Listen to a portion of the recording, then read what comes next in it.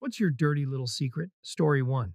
A guy at my old job gave me a scratch off lottery ticket. So I'm sitting alone in my cube and I scratch it. It's a 10K winner. Now, we have the obvious situation. Do you jump up and yell that you won? And then comes the awkward part of the gifter wondering if you're going to split it? Or do you say it wasn't a winner and avoid the drama?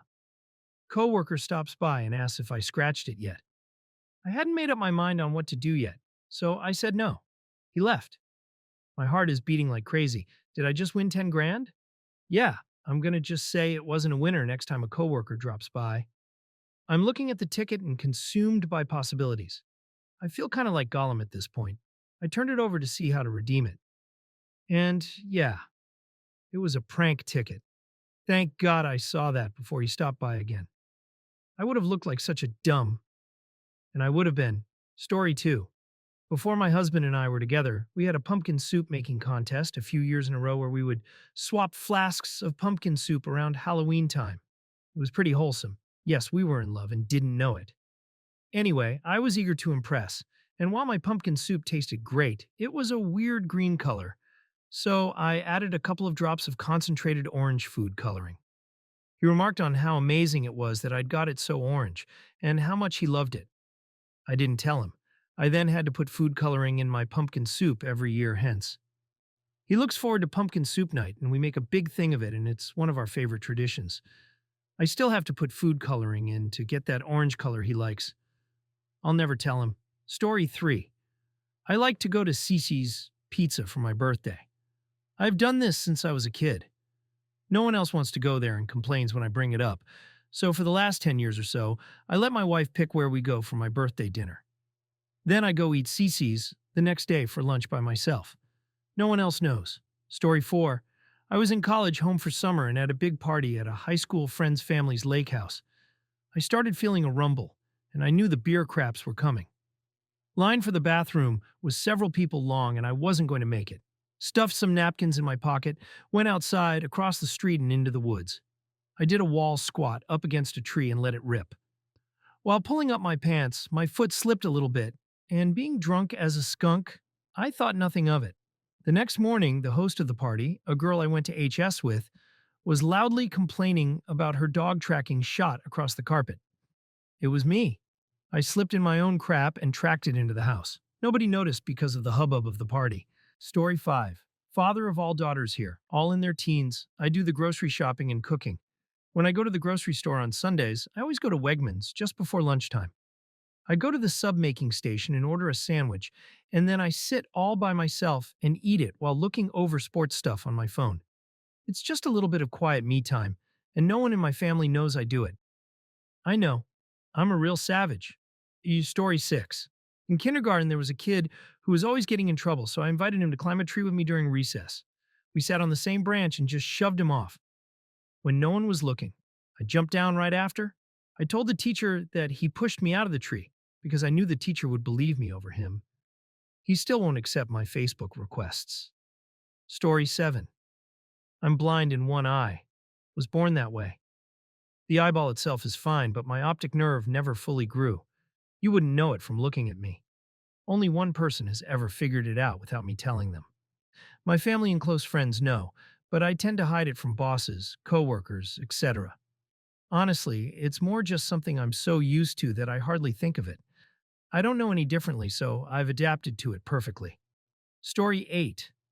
At a friend's party hosted at her mom's place, after a couple drinks I felt bloated. Wearing pantyhose, underwear, and shapewear, went into the bathroom and took off some layers, rolled them up, and stashed them under the sink. I planned to come back for them before leaving, but completely forgot about it. Fast forward a couple weeks later, my friend mentions that her mom and stepdad were having some marital issues and mentioned her mom suspected he was cheating because, you guessed it, she found some intimates hidden in the bathroom, and I should have said something, but I was so embarrassed and couldn't own up to it. I felt horrible about this for so long. Well, it turns out he was actually cheating after confessing to it after some other evidence came to light.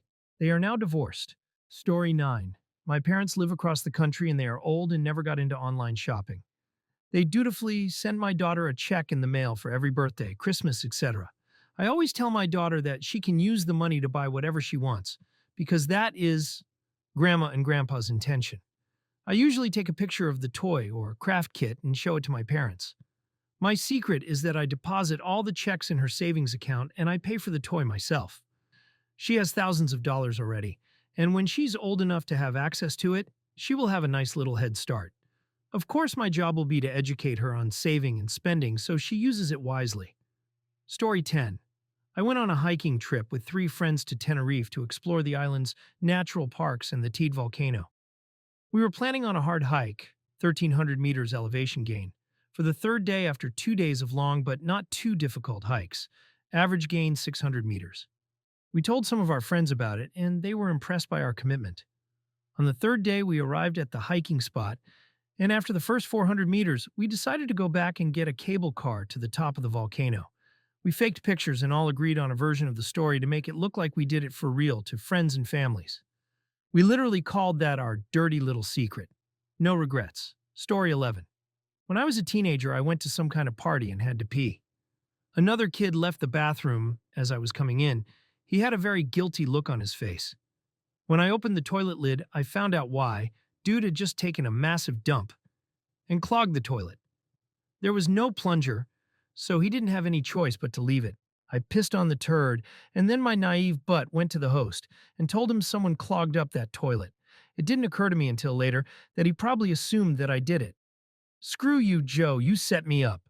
Story 12. When I was young and on my way home from school, I used to take a shortcut that went past a church and through 5 or 6 backyards to get home.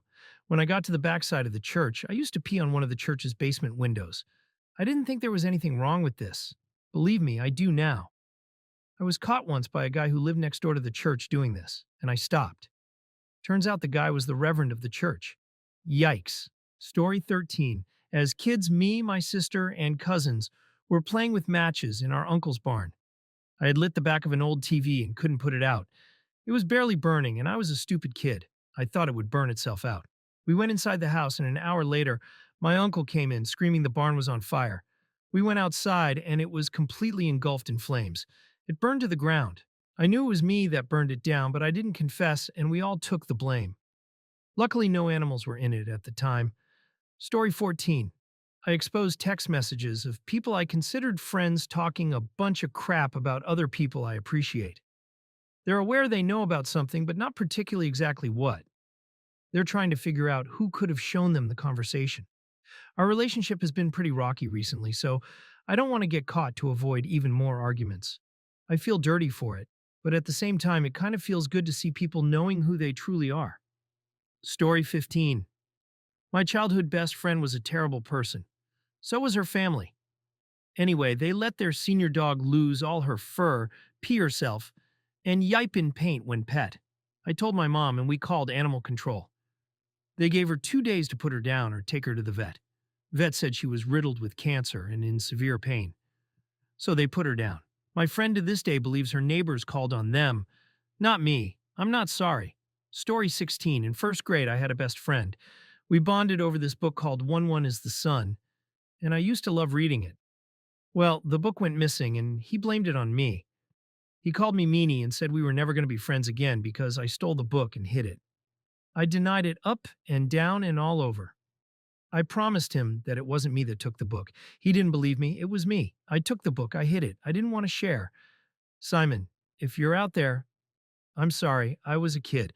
I wish I could take it all back. You were my favorite friend in first grade. Story 17. My stepdad had this oldies cassette tape he would play every single day loud as hell while smoking and drinking. He didn't work, so that's all he did every day in and out. I leave for school, the music played. I come back from school, the music is playing. You get the point. One summer midday, I walked inside the house and noticed no one was there. The first thing that came to mind was, I have to destroy this damn cassette tape. So I went to the cassette player to find it, and there it was. I went and grabbed a butter knife and scissors.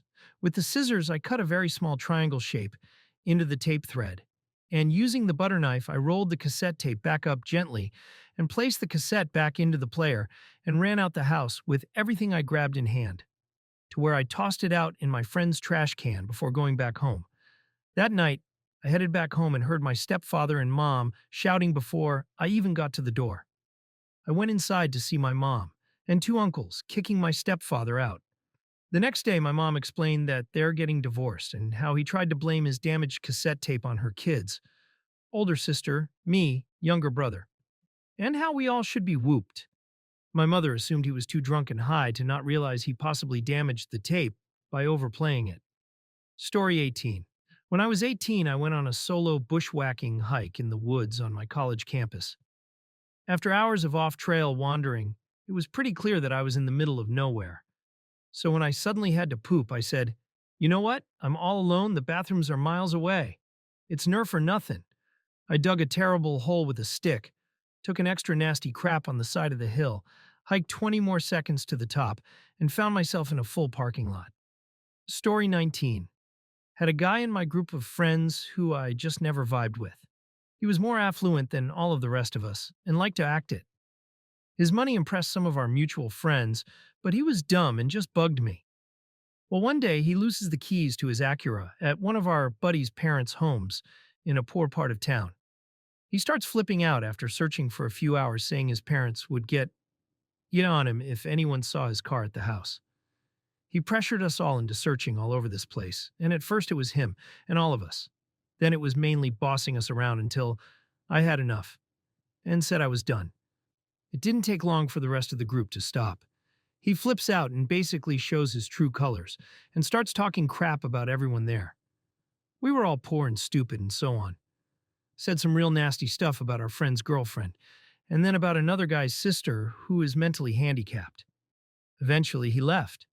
Well, the car sat there a few days until a local gang busted the windows and slashed the tires. The owners of the house called him to have it towed, but he and his parents just never responded. Like 2 weeks later, the thing was a burned out hull. The friend group went about our lives. The guy showed up a few times over the years, at parties and whatnot, but generally he never came back to the poor side of town. Some of the rest of the guys moved on too. There's still a few of us that still are best pals. In a box up on my shelf, I keep pictures of them, their kids and spouses, and an old set of Acura keys. Story 20. As a child, maybe 5 to 6 years old, I went into my big sister's room and found her phone. For some unknown reason, I decided to draw on it. It was an older flip phone with a plastic frame, and put random stickers I also found from her room. Then I felt guilty and got scared that Mom would be angry if she found out. So I sneaked outside and threw the phone into a trash bin. I'm now 21, and occasionally we remember how one day my sister's phone just magically disappeared and no one knows how or where. Story 21. One day I was flat broke in the grocery store, trying to figure out how to feed my family for 4 more days until payday with $11. I turned into an aisle and there was a $20 bill on the ground. I just about ran over there and scooped it up and shoved it in my pocket in one swift movement. A wave of relief washed over me, and I felt a tear welling up in the corner of my eye. Just then, a guy my age, holding a young girl's hand, came around the corner, looking back and forth across the floor, and he asked me if I had seen a $20 bill on the ground. I heard, "Nope, sorry," come out of my mouth before I could even process a thought. He thanked me and moved on. I heard him say, "Don't worry, we'll find it," as they left the aisle.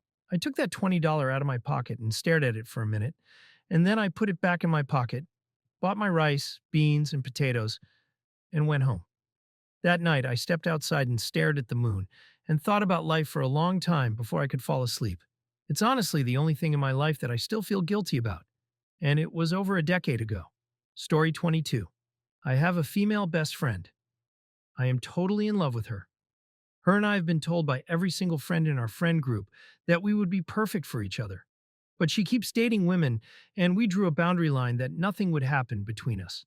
So we don't screw up our friendship, and I have to continuously lie to people and her to say I'm not in love with her.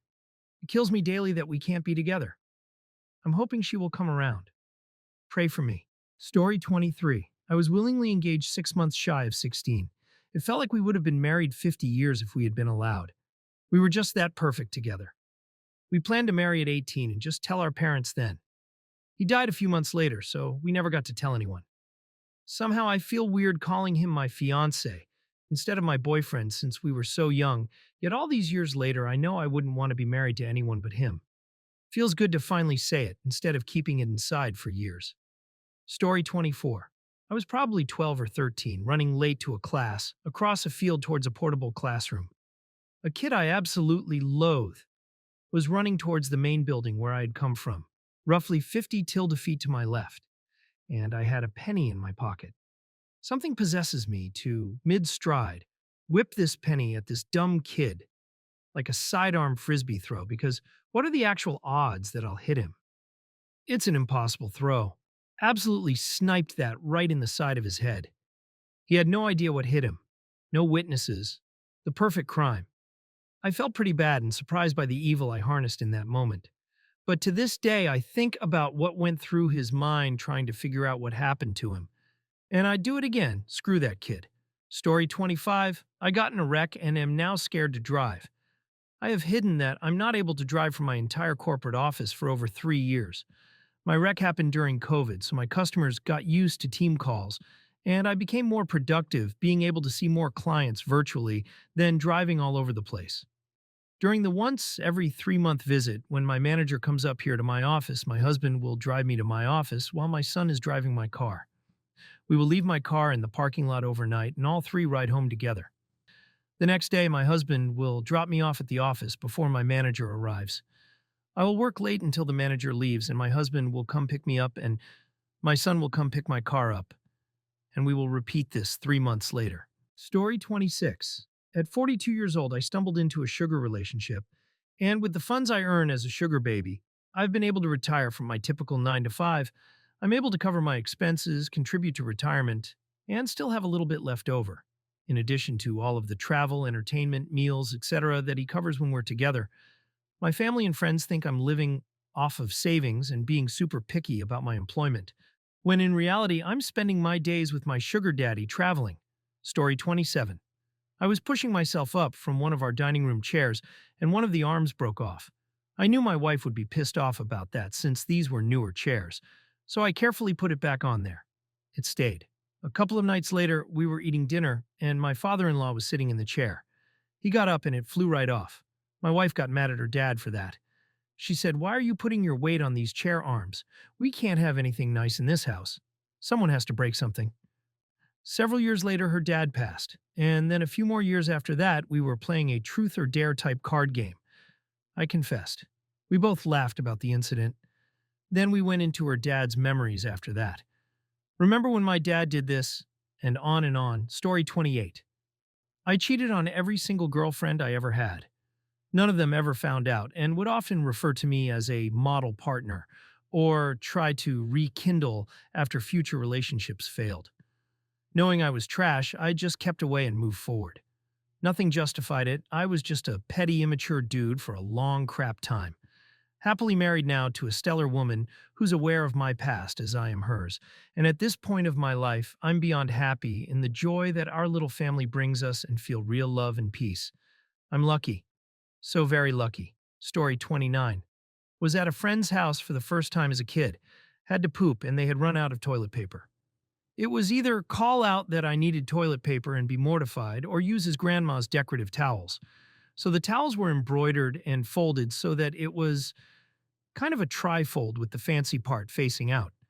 So I opened one of them up, used that, and folded it back up neatly and hung it back up. I immediately repressed that memory. He called a few weeks later asking if I did that, and I vehemently denied it and truly believed I did not. Sorry, Jake. Story 30. For most of the school year in second grade, I never did homework and would take a random worksheet from the pile and erase their name and turn it in with mine. Mine would be half finished, or just an entirely incomplete worksheet if I had it, and be turned in without a name. Every time there was no name, she would have us stand up, as she would rifle through the work, and we would sit down if our name is called. I remember even making sure I would alternate between a few people so as to not draw suspicion. I eventually got caught, but only for that last one. She had no idea about the depth of it all. I also feel she never really graded them, because I do not remember having bad grades for that class. Story 31. One time I went to a Walgreens and ripped a silent fart that was a mix of the smell of an old person's home and when a lake has just started to dry up for the year and all the seaweed is starting to rot. At that same time, a little girl ran around the aisle and totally saw and heard the entire ordeal. Her mom came around the corner and immediately blamed her daughter for the fart that you could not only smell but taste all the way in the back of your throat. The little girl starts to blame me for the fart, rightfully so, but the mom isn't hearing any of it. This is all happening so fast as I'm still feeling the warmth between my cheeks and praying this doesn't become a swap into a new pair of underwear situation when the girl finally breaks down and apologizes to me for the fart. Again, all happening way too fast for me, so I do the only thing I can think of that will get me out of the situation. I look at the mom, then down to the girl, and say, "That's okay." The girl and I both know what I did that day. We locked eyes, and I believe that is her evil origin story.